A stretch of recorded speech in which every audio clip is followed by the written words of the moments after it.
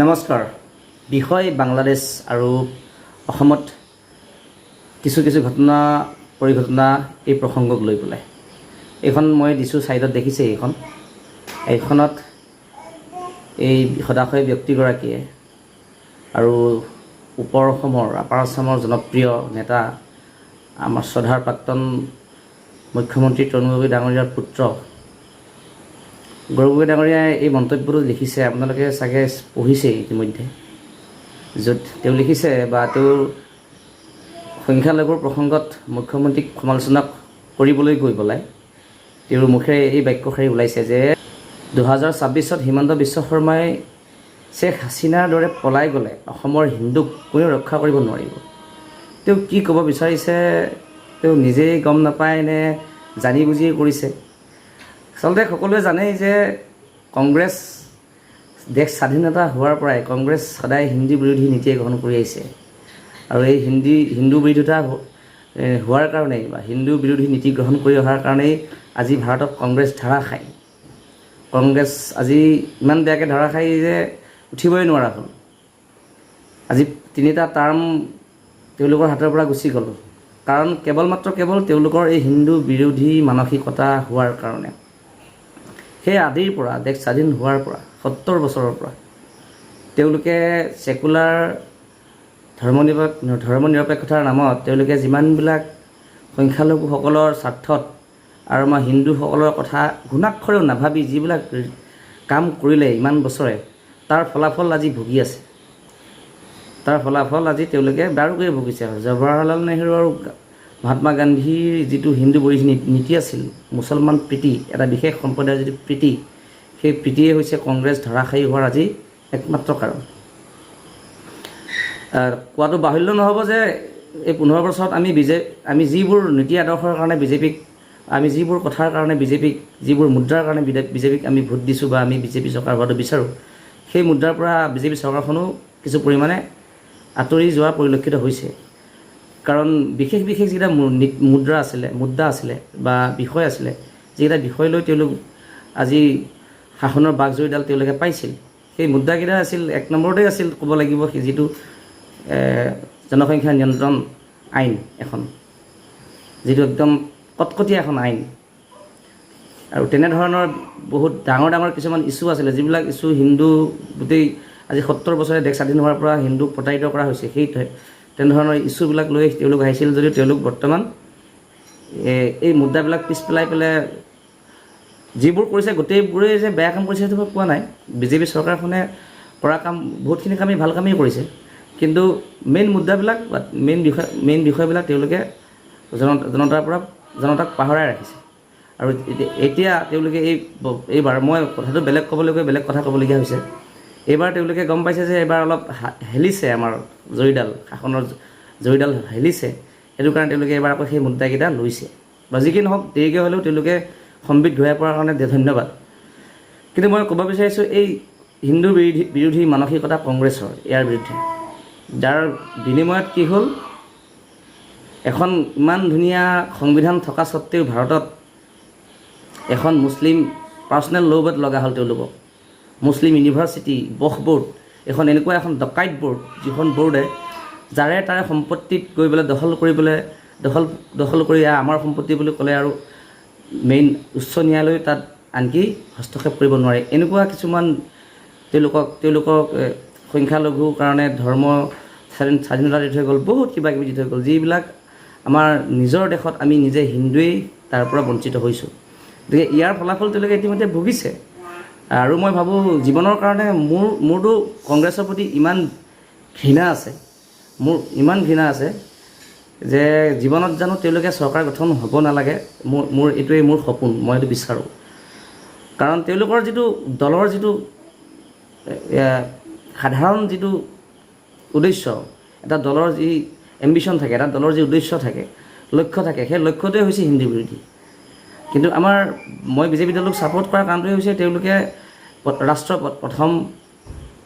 প্ৰথম তাৰপাছত এই ৰাষ্ট্ৰ সংস্কৃতি কালচাৰ গোটেই দিশখিনি আঁকোৱালি লৈছে। ৰাষ্ট্ৰপ্ৰধান আৰু আপোনাৰ নাগৰিক হোৱাৰ এজন ৰাষ্ট্ৰপ্ৰেমী হোৱা, যি তেওঁলোকৰ বিচাৰধাৰা ৰাষ্ট্ৰপ্ৰেমী হোৱা, মোৰ সেই একেই আদৰ্শ। মই সেই আদৰ্শটো বিচাৰোঁ যে প্ৰত্যেকজন ব্যক্তিয়ে ৰাষ্ট্ৰবাদী হ'ব লাগে। হয়, আমি ঠাই বিশেষে আমাৰ জাতীয় চেতনা থকাটো উচিত, আৰু মোৰো আছে, সকলোৰে থাকে, সেইটো থাকিবও লাগিব। কিন্তু সেই বুলিয়ে যে আমি ৰাষ্ট্ৰ বিৰোধী হ'ম সেইটো কেতিয়াও নহয়। পোনপ্ৰথমে আমাৰ ৰাষ্ট্ৰ, দেশপ্ৰেম, আৰু সেই বস্তুটো চাই পেলাই আজি সেইখিনি বস্তু চাই, সেই আদৰ্শখিনি চাই আজি বিজেপিয়ে শাসনৰ বাঘজৰী পাইছে আৰু চলাই আছে, কিন্তু তেওঁলোকে মেইন হেৰিৰ পৰা আঁতৰি গৈছে। তাৰ বাবে আমি দুখিত। আৰু বৰ্তমান শেহতীয়াকৈ তেওঁলোকে যিহেতু গম পাইছে আৰু তেওঁলোকে মূল সুঁতিলৈ ঘূৰি অহাৰ কাৰণে তেওঁলোকক ধন্যবাদ জনাইছোঁ। তেওঁলোকে যেন এইটো বছৰত, মানে এইটো টাৰ্মত, এই 5 বছৰত যেন তেওঁলোকে সেই মেইন ইছ্যুবিলাক, যিবিলাক ইছ্যুলৈ তেওঁলোকে চৰকাৰ গঠন কৰিছিলে, সেই ইছ্যুবিলাকত যেন কাম কৰা আৰম্ভ কৰে।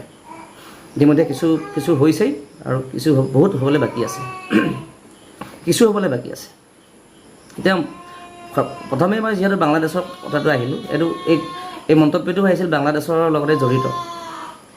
এতিয়া আমি সকলোৱে জানো যে প্ৰথম বাংলাদেশত ছাত্ৰসকলে আৰক্ষণ মানে ৰিজাৰ্ভেশ্যনৰ বিৰুদ্ধে আন্দোলন কৰিছিল। তাৰপাছত সেই আন্দোলনটো গৈ ৰাজনৈতিকৰণ কৰা হ'ল। তাতে আৱামী লীগৰ বিৰুদ্ধে জাগি উঠিল একাংশ। তেনেকৈ গৈ মই এইখিনিতে এটা কথা ক'ব লাগিব। শ্বেখ হাছিনা বেয়া বুলি মই কিয় নকওঁ, বেয়া বুলি ক'বলৈ বাধ্য হৈছোঁ, বা এনেকুৱা এটা প্ৰতিচ্ছবি দেখা গৈছে যে তেওঁ যিহেতু ৰাষ্ট্ৰ পলায়ন কৰিবলগীয়া হৈছে, হয়তো তেওঁ কিবা বেয়া কাম কৰি আছে, বা তেওঁৰ শাসনকালত চাগে দেশখন উন্নতি হোৱা নাই। কিন্তু সেইটোতো নহয়। মই যিমানখিনি চালোঁ, শ্বেখ হাছিনাৰ দিনত বৰ্তমান তেওঁলোকৰ GDP আমেৰিকাৰ নিচিনা দেশকো ক্ৰছ কৰিছে, আমাৰ ভাৰততো ক্ৰছ কৰিছে, আৰু অৰ্থনীতি তেওঁলোকৰ আগৰ তুলনাত বহুত ওপৰলৈ উঠি আহিলে। গতিকে সেই ক্ষেত্ৰত ঠিকেই আছিলে। কিন্তু কিয় কেৱল মাত্ৰ প্ৰথমটো আছিল সেইটোৱে ইছ্যু ন, যে আৰক্ষণ ৰিজাৰ্ভেশ্যনৰ বিৰুদ্ধে। কিন্তু ৰিজাৰ্ভেশ্যনৰ বিৰুদ্ধে গৈ পেলাই এনেকুৱা হৈ গ'লগৈ, চৰকাৰ বিৰোধী যিবিলাক শক্তি আছে, শক্তিবিলাকে এই ছাত্ৰৰ লগত লগ হৈ পেলাই গোটেই বাংলাদেশৰ পৰিস্থিতিটোৱে সলনি কৰি পেলালে। পিছত গৈ আকৌ কি হ'লগৈ, এচাম মৌলবাদী চিন্তাধাৰাৰ মানুহ, তাত মৌলবাদী চিন্তাধাৰাৰ মানুহ কিবা মৌলবাদী সংগঠন কিছুমানে এই আন্দোলনটোক আকৌ হিন্দু বিৰোধী বা হিন্দুক হিংসা কৰাৰ পৰ্যায়লৈকে আন্দোলনটো গুচি গ'ল। তাৰ প্ৰেক্ষাপটত বহুতো মন্দিৰ জ্বলোৱা হৈছে, বহুতো হিন্দু মানুহৰ ঘৰ জ্বলোৱা হৈছে, বহুত হিংসা হৈছে। এনেকুৱাও নহয় যে কিছু মানুহে বা সেই বিশেষ সম্প্ৰদায়ৰ মানুহে সেইটো বিৰোধিতাও কৰিছে। তাৰমানে এইটো জোকৰ মুখত চূণ দিয়া কথা, এপাচি শাকত এটা জলকীয়া, যিটো ভাল কথা। ময়ো নিবিচাৰোঁ হিংসা বিয়পক, সাম্প্ৰদায়িক সংঘৰ্ষ হওক। বাংলাদেশত আমাৰ হিন্দুক অত্যাচাৰ কৰিছে বুলি আমাৰ ভাৰততো তেনে এটা বেয়া পৰিস্থিতি, সেইটো মই নিবিচাৰোঁ। কিন্তু তেওঁলোকে যে দাবী কৰি আছে যে সেয়া খুব নগণ্য হয়, 2-1 সংস্থাই বা ব্যক্তিয়ে হেৰি কৰিছে, এইটো বিৰোধিতা কৰিছে বা তেওঁলোকক ৰক্ষণাবেক্ষণ দিছে। কিন্তু এইটোও নহয় যে তাত এই ঘটনাটোত বাংলাদেশৰ বৰ্তমান পৰিস্থিতিত যে হিন্দুসকলৰ হাৰাশাস্তি হোৱা নাই। বহুতো ভিডিঅ' ভাইৰেল হৈছে।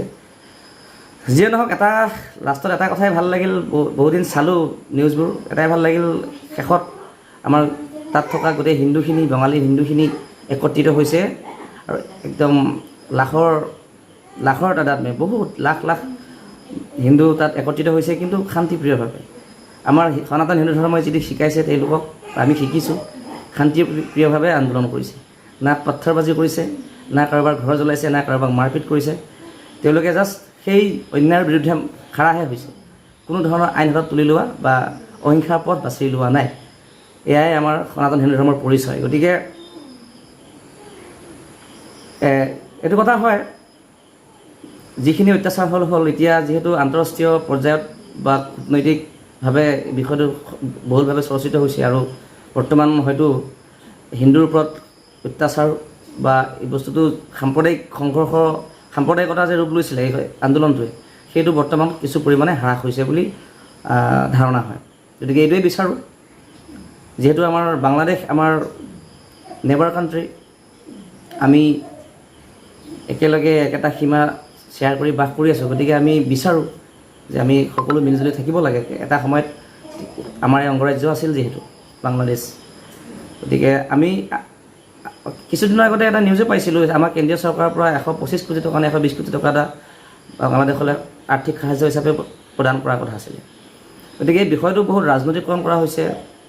ভাৰত বিৰোধী এটা চক্ৰই এই ছাত্ৰ আন্দোলনটোক, ঠিক আছে বাৰু, এইটো যিটো ইয়াৰ বিশেষ সবিশেষ মই নাযাওঁ, সবিশেষ মই অধ্যয়ন কৰি পেলাই পিছত লাগিলে দিন বনাম। ৰিজাৰ্ভেশ্যনৰ বিৰুদ্ধে কিদৰে কি কাৰণে ছাত্ৰসমূহে আন্দোলন কৰিছিল, সেইটো এটা বেয়া কথাও নহয়। চাগে বাংলাদেশৰ ক্ষেত্ৰত সেইটো প্ৰযোজ্যও হ'ব পাৰে যে আৰক্ষণটো চাগে আমাৰ ভাৰততো খুব বেছি বহল পৰিসৰত হোৱাটো ভাল কথা নহয়, আৰু নোহোৱাটোও ভাল কথা নহয়। কাৰণ কিছু লোক খিলঞ্জীয়া বা কিছু লোকৰ জন্মগতভাৱে কিছু অধিকাৰ থাকে, কিন্তু সেইটোক বহুত বেছি কৰি দিয়াটো ভাল কথা নহয়। সেইটোক মই ছাপৰ্টো নকৰোঁ আৰু ছাপৰ্টো নকৰোঁ। লাগে দেশভেদে, ঠাইভেদে, পৰিৱেশভেদে আৰু ৰাজনৈতিক গণতন্ত্ৰভেদে বা দেশভেদে সেইটো বেলেগ বেলেগ হ'ব পাৰে। ক'ৰবাত লাগে, ক'ৰবাত ৰিজাৰ্ভেশ্যন লাগে আৰু ক'ৰবাত নালাগে, আৰু আমাৰ ভাৰততো সেইটো শিথিল হোৱাটো বিচাৰোঁ। যি কি নহওক, সেই আন্দোলনটোৰ যিটো উদ্দেশ্য আছিল আৰক্ষণৰ বিৰুদ্ধে, সেইটোৱে হৈ থাকক। বৰ্তমান শ্বেখ হাছিনা আহি ভাৰতত আছেহি, আশ্ৰয় লৈ আছেহি, আৰু তাৰ লগে লগে আৰু আমাৰ অসমত এটা কথা তোলপাৰ লাগিছে, ইয়াৰ আনুষাংগিক কথা, যে তাৰ পৰা হিন্দু শৰণাৰ্থীসকল লাখৰ ঘৰত আহিছে, যে কাৰ জৰিয়তে তেওঁলোকক আকৌ নাগৰিকত্ব দিয়া হ'ব নেকি। সেইটো এটা ডাঙৰ প্ৰশ্ন, বা আমাৰ জাতীয়তাবাদী মহলত এইটো কথাই মানে তোলপাৰ লগাই আছে। যদি কামনা নকৰোঁ সেইটো হওক, তাত শান্তিপূৰ্ণভাৱে যাতে হিন্দুসকলে নিজৰ আত্মসন্মান আৰু নিজৰ মৌলিক অধিকাৰ এটাত জীয়াই থাকিব পাৰে, সেইটো আমি বিচাৰোঁ, আৰু সেইটো হ'বলৈ গৈ আছে যেন লাগিছে। আৰু যদি নহয় তেনেহ'লেতো কি কৰিব? যদি সেই একেই বাংলাদেশৰে ৰোহিংগীয়া, লাখ লাখ ৰোহিংগীয়া মুছলমানক আমি শৰণাৰ্থী কৰি হিচাপে ৰাখিব পাৰোঁ, তেনেহ'লে আমাৰ নিজৰ জ্ঞাতি হিন্দুসকলক কিয় নোৱাৰোঁ? নিশ্চয় পাৰোঁ, কিন্তু সেইটো হোৱাটো নিবিচাৰোঁ। আৰু এইবোৰ কাৰ ছাপোৰ্ট তেতিয়ালৈ কৰি থাকিম? মোক সুধিছিলে আপুনি কাৰ ছাপোৰ্ট? হয়, মই কাৰ ছাপোৰ্ট তেতিয়ালৈ কৰি থাকিম যেতিয়ালৈকে নাগৰিকত্ব ভিত্তিবৰ্ষ 51 নহ'ব, 1951 নহ'ব। 1951 হওক, তেতিয়া আমি নামানো বুলি ডাঠিকৈ চিঞৰিম।